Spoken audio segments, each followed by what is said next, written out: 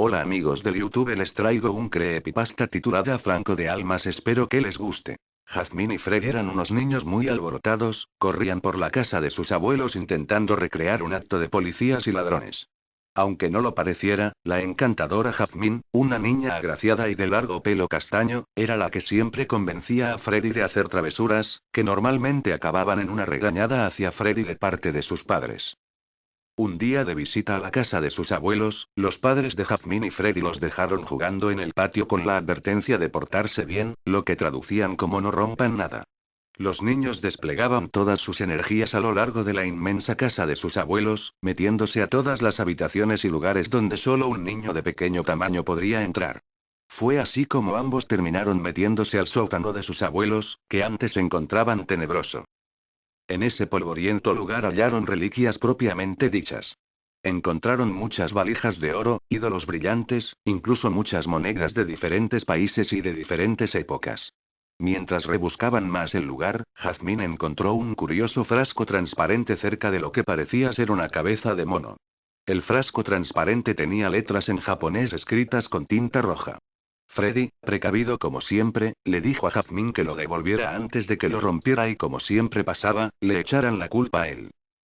Por su parte, Jazmín no lo encontraba muy interesante que digamos, el frasco parecía estar vacío por dentro, a pesar del ligero peso que tenía.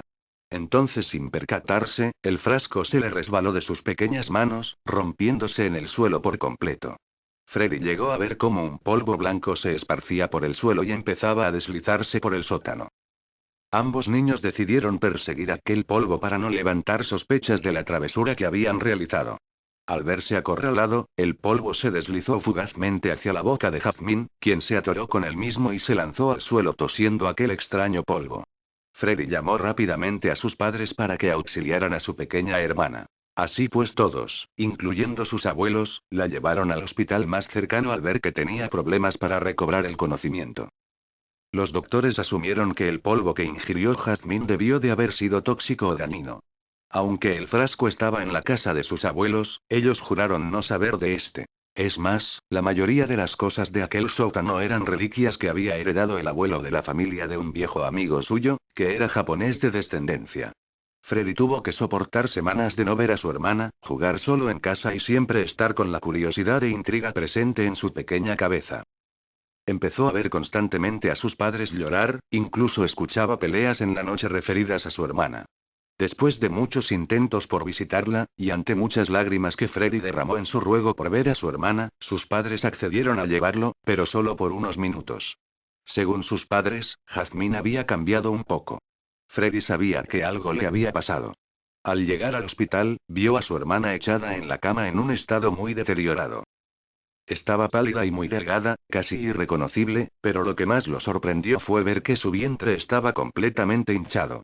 Sus padres lo sacaron de ahí, pero Freddy quería hablar con su hermana. El padre le dijo que ella no era la misma y que no era conveniente, pero Freddy empezó a discutir sus razones y expresar que era su hermana y que tenía el derecho de hablar con ella. Entonces su padre lo acompañó.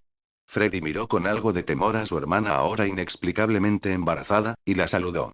Al principio creyó que ésta no lo había escuchado, pero luego se volteó y le dijo unas palabras que ni él ni su padre entendieron. El camino a casa se extendió por la pelea que tenían los padres de Freddy.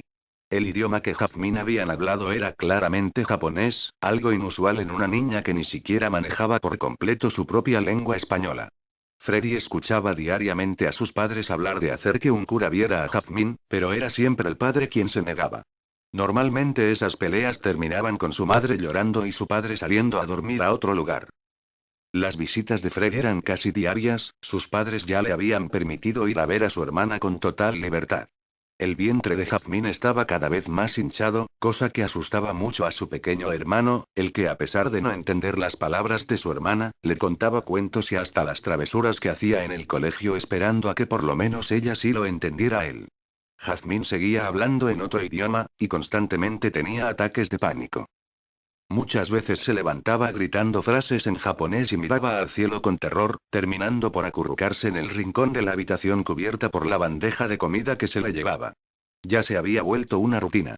Los doctores creyeron que la mejor medida sería llevarla a un centro en donde la pudieran tratar mejor, propuesta que solo hizo enojar a los padres.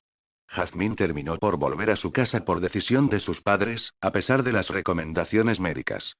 La pequeña se veía más delgada y mostraba siempre esa paranoia.